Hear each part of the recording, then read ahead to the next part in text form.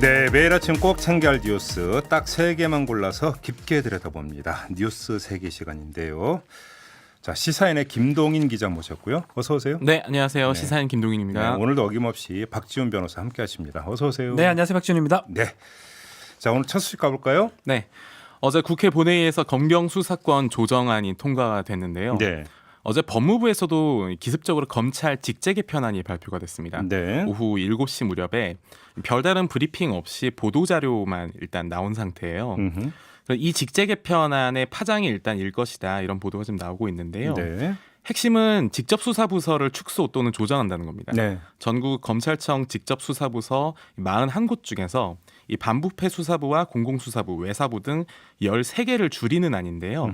이로 인해서 이 차장 그리고 부장 검사에 대한 인사도 조만간 이루어질 것으로 보입니다. 네. 원래는 이 실무를 담당하는 이 차장 부장 검사 같은 경우에는 지난해 8월부터 1년 임기가 좀 보장되어 있었는데요. 네. 중간에 임기를 채우지 못한 상태에서 이 인사를 다시 한다 이런 것들이 지금 실제로는 쉽지 않은데 직제 개편을 할 경우에는 곧바로 인사가 가능하다고 해요. 그러니까 이제 그 반부패 수사부, 공공 수사부니까 약간 이제 이름이 낯선로 하는 분들도 계실 것 같은데 이제 옛날에 특수부, 반부패부가 특수부고요. 특수부였죠. 공공수사부가 공안부라고 보면 될 것 공안부, 같습니다. 그러니까 과거에 이렇게 불렸던 네. 이제 부서들이 되는 거죠. 네, 그렇습니다. 네. 그래서 이제 새로운 직제 개편이 향후 어떤 영향을 끼칠 것인가 네. 이 부분을 좀 고민해봐야 될 것 같습니다. 그러게요. 조금 전에 김동인 기자가 이제 기습적으로 직제 개편안이 발표가 됐다고 말씀을 하셨는데 사실 이게 원래는 표현 예고가 되어 잘못했습니다. 있었던가? 이거 그 표현은 이제 언론 표현이고요. 네. 지금 원래 하기로 했었고요. 예. 그리고 또 검경수사권 조정 법안 지금 형사소송법 개정안이 통과가 됐거든요. 네. 그걸 맞춘 것 같아요. 어. 통과가 되면 직접 수사를 검찰이 지금 할 이유가 사실 없습니다. 예. 만약 파장이 크려면 검찰 뭐 정원을 줄인다든지 예컨대 그렇다면 정말 심각한 파장이 될 수가 있는데 어차피 상위 법령이 지금 바뀌는 상황이기 때문에 네. 그 법에 바뀌어서 직제가 다 바뀌어야 됩니다. 예. 그렇기 때문에 어쩌면 예고된 거기 때문에 기습적인 게 아니고 어쩌면 수순대로 갔다 이렇게 표현이 더 맞는 것 같습니다. 원래는 이제 이번 주 중에 보통 이제 직제 개편을 하고 그리고 나서 다음 주 중 인사가 날 것이다. 그렇죠. 이제 이런 예상이 있었는데 이제 보통 그 퇴근 후에 직후에 이제 네, 그런 보도자료로 의미에서 기습적이긴 이런 하죠. 의미에서 그런 기습적이다. 의미에서 이렇게 그런 말씀드릴 의미라면 것 같아요. 기습적일 수 있죠. 근데 이제 제가 말씀드린 게 조금 전에 이제 명칭을 말씀드린 게 반부패 수사부나 공공수사부가 네.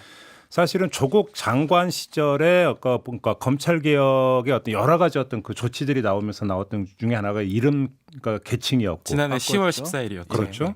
그러니까 이때 이제 나왔던 게 직접 수사부서를 그러니까 줄인다라고 하는 게 그때 들어가 있었던 걸로 제가 맞습니다. 기억을 하고 있고요. 예. 또 검찰은 또 자기들을 그러니까 주도로 개혁을 한다면서 직접 수사부서의 축소를 또 스스로 얘기한 바가 있지 않습니까? 맞습니다. 예. 본인들이 또 얘기했어요. 줄이겠다고. 네. 그런 것들이 사실은 맞아떨어졌기 때문에 이걸 한 건데 더 중요한 거는 뭐 계속 얘기하지만 검경수사권 조정 법안이 통과가 됐기 때문에 네, 뭐 앞으로 그렇죠. 통과되겠지만 네. 통과 시행이 되겠지만 네. 그거에 맞춰서 한 거고 실제로 제일 중요한 거는 요거를 좀 뭐 기사에 보도는 잘 안 되고 있어요.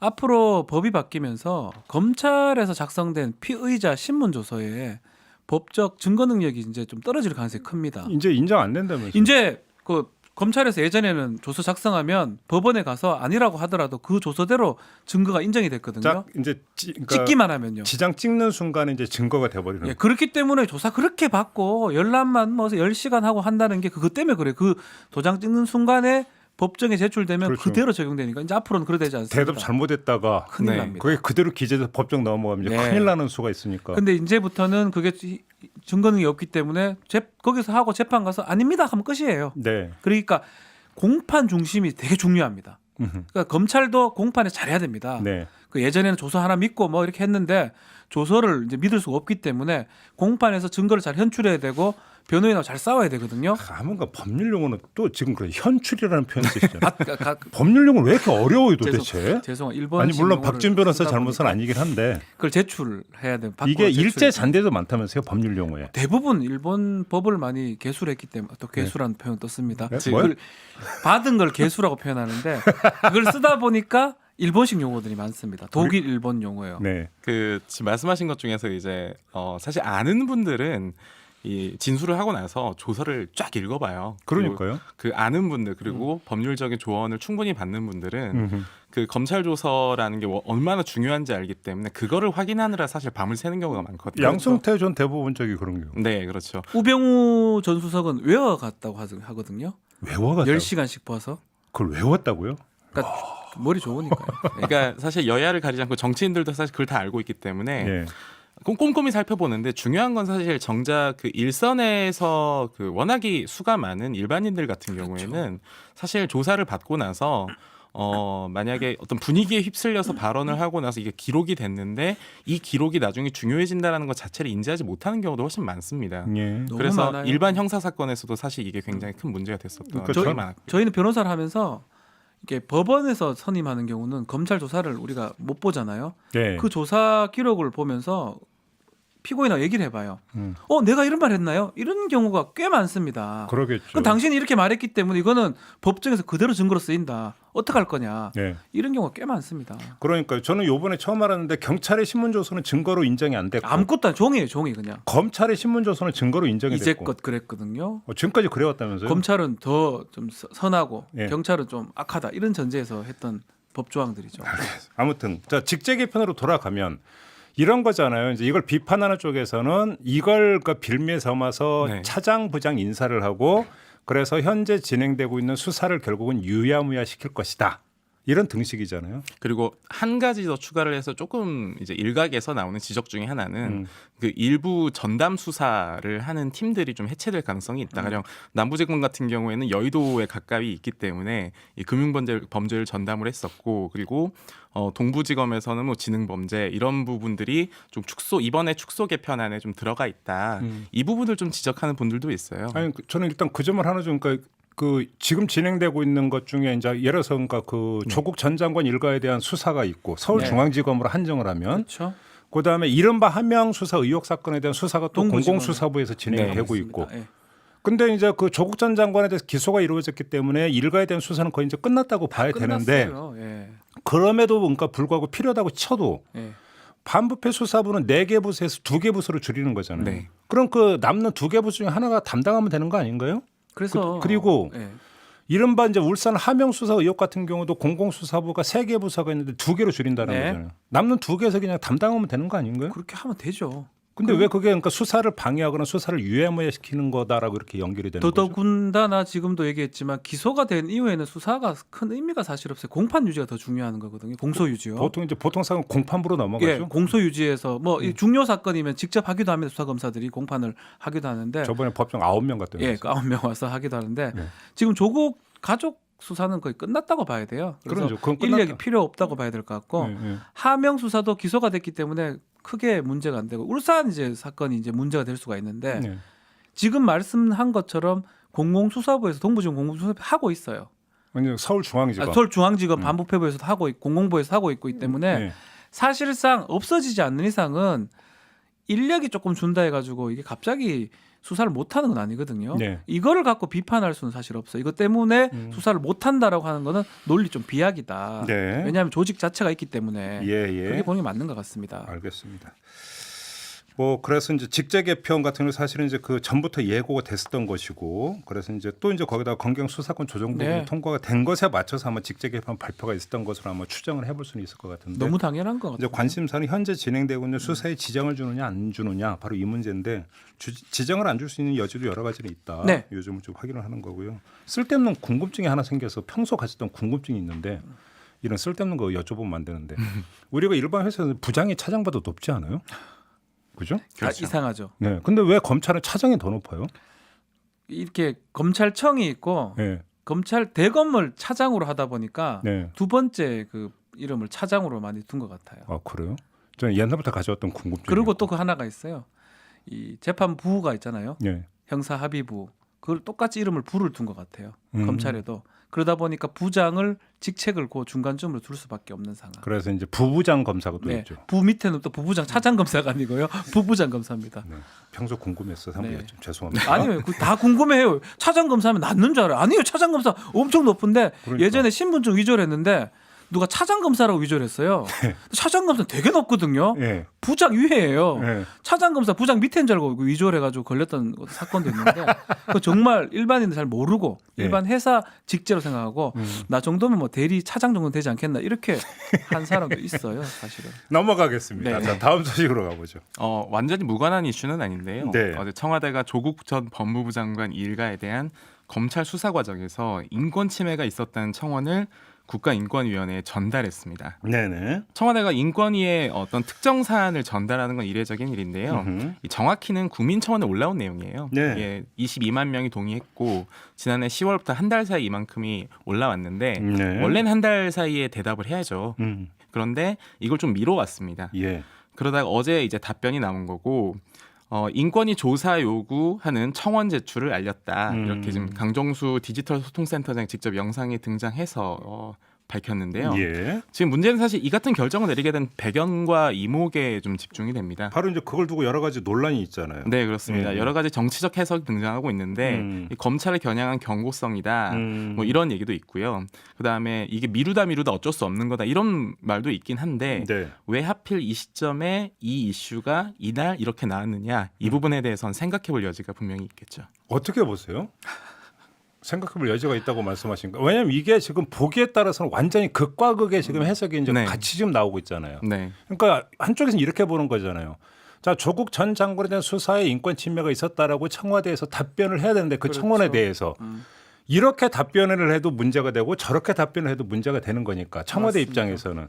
그래서 청원에 대해서 이거는 청와대가 이야기하는 것보다는 국가인권위에서 어떤 정리를 하는 게 좋을 것 같다 해서 이처벌했다라고 보는 시각이 있고 결국은 이것이 또 검찰을 압박하고 뭔가를 유도하기 위한 어떤 그런 성격의 그러니까 좋지 않느냐라고 정반대 해석도 있거든요. 그러니까 진영 논리로 또 보는 것 같아요. 이것도 어떤 진영에 따라서 네. 해석이 달라질 걸로 생각이 들고요. 네. 뭐 확실한 거는 네. 국가인권위원회가 조사 대상이긴 합니다. 공권력에 기한 인권 침해가 있었으면 조사를 할 수가 있어요. 네. 그렇지만 청와대 국가기관이 직접 요청하는 경우는 저는 처음 보거든요. 특히 청와대가 직접 요청하는 경우는 네. 그 부분이 이례적이라는 거는 맞는 것 같고요. 예. 그렇기 때문에 이거를 좀 안 좋게 보는 시각에서는 왜 청와대가 여기까지 나서느냐, 뭔가 검찰에 압박하는 거 아니냐 이렇게 볼 여지는 있고요. 네. 그렇지만 그렇게 해석하기보다는 나중에 국가인권위에서 결정을 좀 보면 알 수 있을 것 같아요. 뭐 각하도 할 수도 있는 거고요. 더 이게 조사를 근데 하고. 익명이나 가명의 어떤 그 청원은 진정으로 접수가 안 된다면서요? 네, 그렇죠. 그래서 명의가 그렇죠. 노영민 비서실장 명의로 올라온 건데 예. 이게 그러니까 청와대 청원을 낸 사람 같은 경우는 이제 보통 신원이 공개가 안 되니까. 네.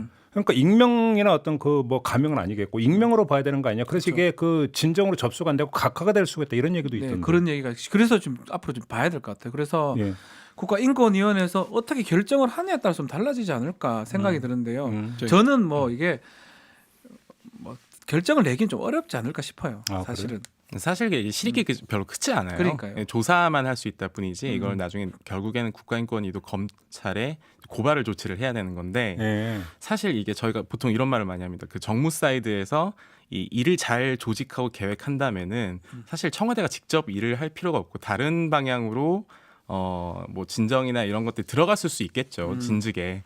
그런데 이제 타이밍과 그다음에 왜 굳이 청와대 발로 나갔어야 됐느냐 이 부분은 사실 다른 옵션들도 저는 충분히 할 수 있었다고 생각을 하거든요. 네. 그게 뭐 공식적인 라인을 통하지 않더라도 비공식적인 라인을 통해서라도 분명히 논란을 비껴갈 수도 있었어요.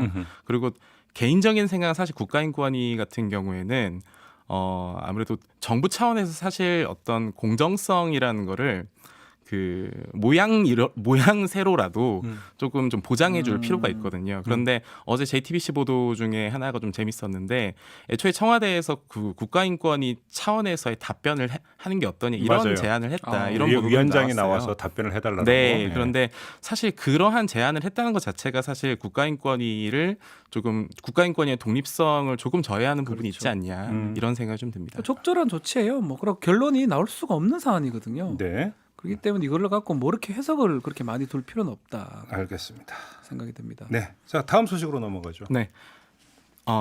패스트트랙 1호 법안으로 지정된 지 약 1년 만입니다. 날짜로 따지니까 383일 만이었는데요. 1년을 넘었네요. 야, 넘었네요. 와. 유치원 3법이 어제 국회 본회의를 드디어 통과했습니다. 네. 박용진 의원이 이 사립유치원 회계부정을 폭로한 지는 1년 3개월 만이에요. 음흠. 이번 법안 통과로 사립유치원의 회계 투명성을 높이고요.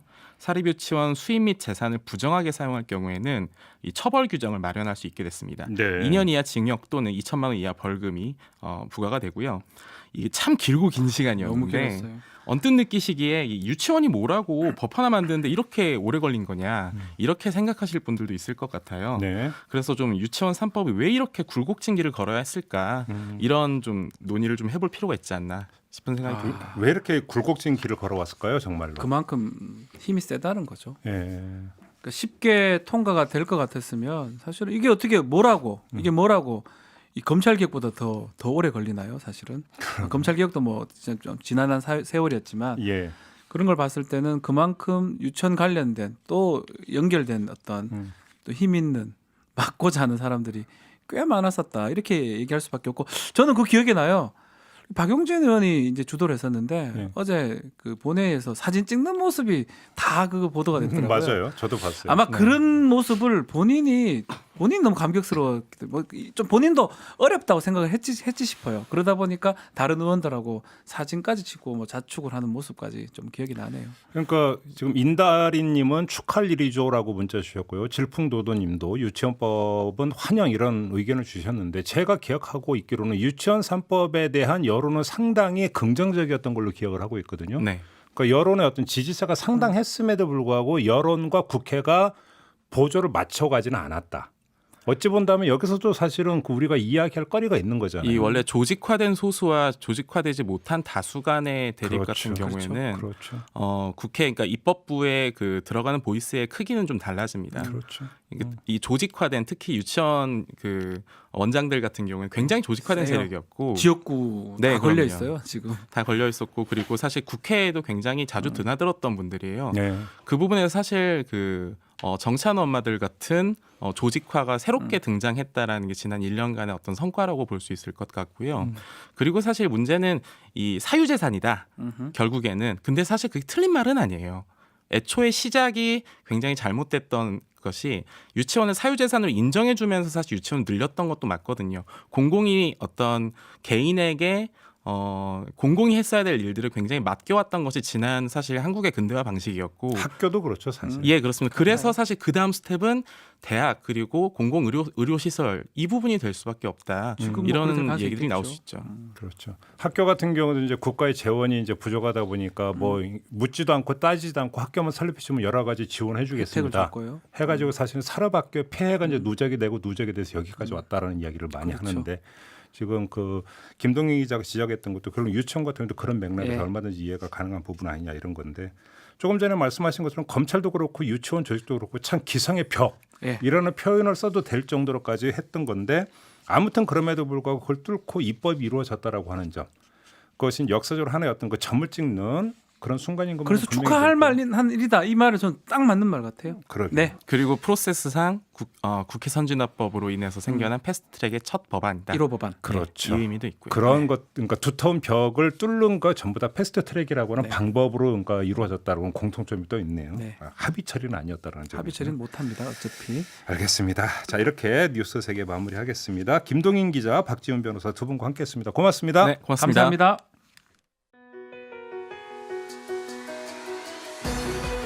이슈의 핵심을 꿰뚫는 예리한 시선, 믿고 듣는 진품 시사 김종배 시선 집중.